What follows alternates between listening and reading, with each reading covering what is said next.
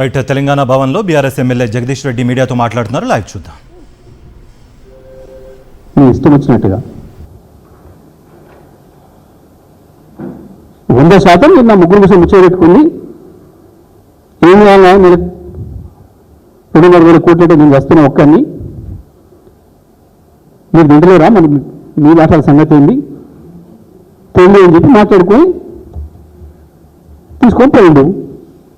జరిగింది అది. ఇది నేను లోపల కూడా చూసి వచ్చినట్టు, కిటికీ నుంచో వెంటిలేటర్ నుంచో దీనికి ఇన్నట్టు వింటూ రాసుకోలేవు. కానీ బీఆర్ఎస్ నుంచి గత ప్రభుత్వం నుంచి మాట్లాడేటప్పుడు రాసేటప్పుడు జాగ్రత్తగా ఉండాలి. రాయి చెప్పు, మనవాడు అంకరు కదా, లోపల నుంచి చూసి వచ్చినావు కదా, 50 పర్యటనలలో సాధించింది ఏంది, రాష్ట్రానికి పీకి పెట్టింది అని చెప్పు. ఇవాళ నేను ఇంకోటి కూడా విజ్ఞప్తి చేస్తాను ప్రజలకి, ఎందుకు సడన్గా తెలంగాణ నుంచి పైసలు మాయమైనాయి? ఇవాళ ఎంత పెద్ద ఆసామి కానీ, ఎంత పెద్ద పెట్టుబడిదారు, ఎంత పెద్ద పారిశ్రామికవేత్త, ఎంత పెద్ద రియల్టర్, ఎవరు బలకరించినా ₹1,00,000 లేవన్నా ₹1,00,000 దొరుకుతలేదని మాట్లాడుతున్నారు. ఏం జరిగింది? ఇదో ఈ 50,000 కోట్లు ఢిల్లీ చేరినాయి.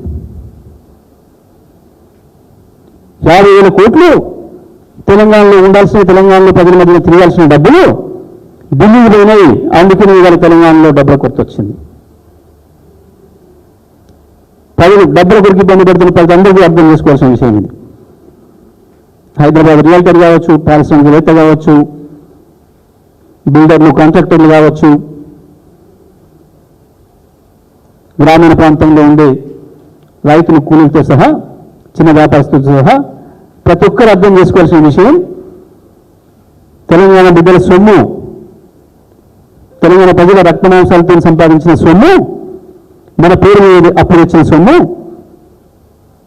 50,000 కోట్లు ఇప్పటికే ఢిల్లీకి చెల్లించి వచ్చిండ్రు. అందుకే తెలంగాణలో ఇవాళ దుస్థితి వచ్చింది. ఎక్కడెక్కడ ఆగిపోయినాయి, స్టాండ్ స్టిల్ అయినాయి. కోమరం పోయింది ఇవాళ తెలంగాణ ఆర్థిక రంగం, తెలంగాణ నిర్మాణ రంగం కావచ్చు, తెలంగాణ పారిశ్రామిక రంగం కావచ్చు,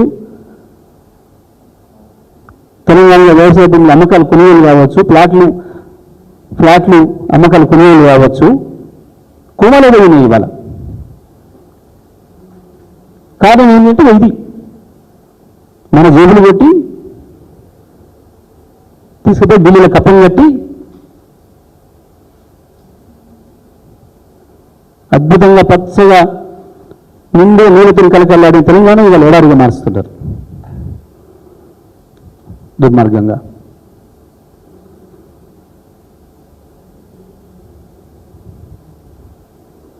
ముఖ్యమంత్రి, మీకు అభినందనలు, మీ 50వ పర్యటన విజయవంతంగా ముగించుకొని వస్తున్నందుకు. కానీ నువ్వు ఢిల్లీ నుంచి బయలుదేరేటప్పుడా, హైదరాబాద్లో ఫ్లైట్ దిగంగానైనా